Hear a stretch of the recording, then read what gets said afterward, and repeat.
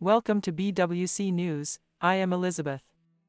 On June 7, several senior economists from the New York Fed wrote and issued an outspoken warning about the dollar in a column on the Fed's website, saying that the recurring debt ceiling crisis in the U.S., which occurs every few years against each other, has been profoundly damaging to the dollar and U.S. debt, and that while the dollar still holds an absolute position in global commodity and foreign exchange transactions, it is not immutable, indicating that the dollar printing machine is nowhere near. The nearest person has also publicly admitted that the dollar has a crisis, surprising the market. On June 11, Chicagoland's Fed Watch tool predicted a 29.9% probability that the Fed will raise rates again next week by 25 basis points and a 71.7% probability of suspending the rate hike. Assuming that the U.S. Consumer Price Index for May, released prior to the Fed's rate meeting, is lower again, on top of April's 4.9%, the probability of the Fed suspending rate hikes will increase further. As of now, the market is leaning towards betting that the Fed will skip a rate hike next week and then possibly raise rates again in July.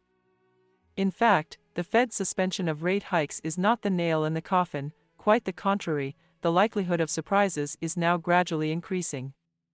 The last few trading days of last week, for the probability of no rate hike in June obviously kept going down, from 75.9% to 75.4%, then to 74.8%, until the latest 71.3%.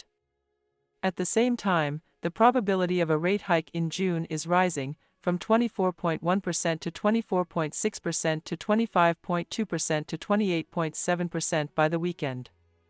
The market is starting to gradually worry that the Fed will still raise rates by 25 points in June. And we also see from the probability of a rate hike that even if there is no rate hike in June, the probability of a rate hike in July is very high. It seems too early to expect the Fed to stop raising rates and give the global finance and economy a period of calm. Perhaps ordinary investors do not realize the possible impact of the new issue of U.S. debt, but Wall Street investment institutions responded with a big shorting of the S&P 500.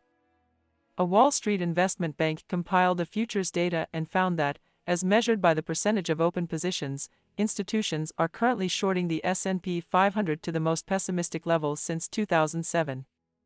Another data analysis firm also provided data showing that shorting of the S&P 500 is now at a new high since November 2021. J.P. Morgan predicts that the U.S. Treasury will have about $425 billion in cash at the end of June. Expected cash reserves will rise in July and fall in August until they return to the level required by policy by the end of September. Preliminary projections call for the issuance of up to $1.1 trillion in short-term bonds over the next 6 months. Although, the issuance of new debt will help reduce the debt burden of the U.S. government. However, the U.S. bond market is one of the largest in the world, and its volatility has a broad impact on the global economy. The issuance of new debt will affect global financial markets and may lead to market changes such as capital flows and exchange rate fluctuations.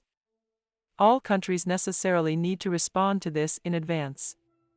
China's approach is to keep increasing its gold holdings through its central bank, which until last month was the 7th consecutive month of increasing gold holdings after more than 3 years of no movement in our gold reserves.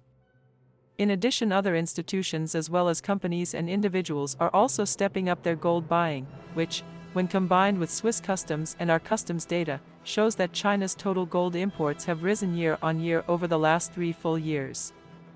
The falling lows of the dollar and the strengthening possibility of a return to the gold standard have led some U.S. financial websites to reprint articles warning Americans that the dollar is likely to regress 50 years back to pre-1971. Now it seems that the U.S. is in a tightly guarded attitude toward gold, because once the dollar is back in a cage with gold, the U.S. economy could accelerate into recession. The central bank has released the latest data that China's gold reserves have increased for 7 consecutive months. As the price of gold has risen significantly in this period, the previous increase in gold holdings has gained a lot of investment income, and there is no lack of voices in the market that the Chinese central bank has made an accurate short-term operation. We should not take the buy low, sell high mindset of the average investor as a motivation for the central bank to increase its foreign exchange reserves. Central banks around the world are buying gold in large quantities, not to benefit from a short period of higher gold prices, but for long-term financial goals.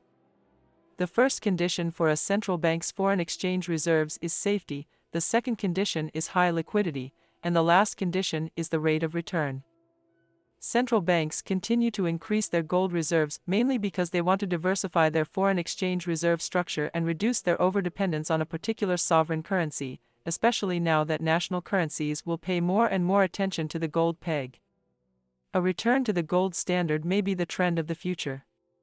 In addition to continuously buying gold and increasing gold reserves, various countries have also started to prepare intensively to ship the gold stored in the United States back to their own countries, but unexpectedly the United States has been using various reasons to prevent it. The requests of Germany, China, Venezuela, and other countries to ship gold back to their countries have been repeatedly vetoed or blocked by the U.S. federal government.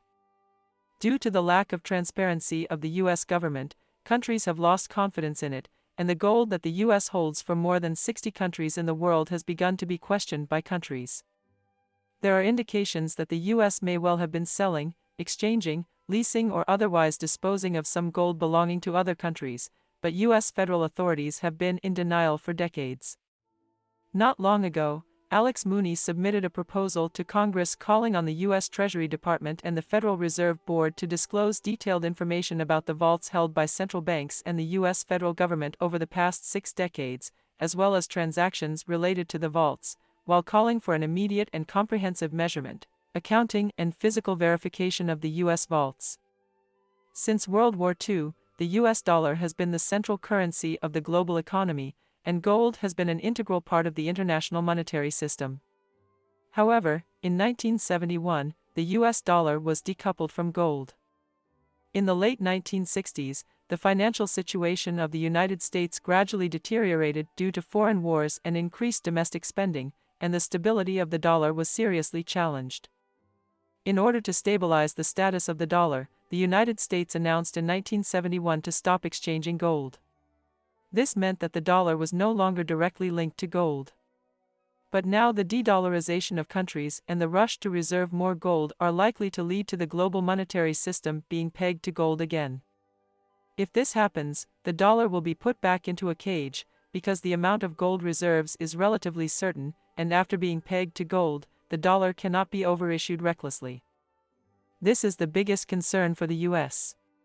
But for other countries, it is instead the best, finally free from the arbitrary harvesting of the dollar.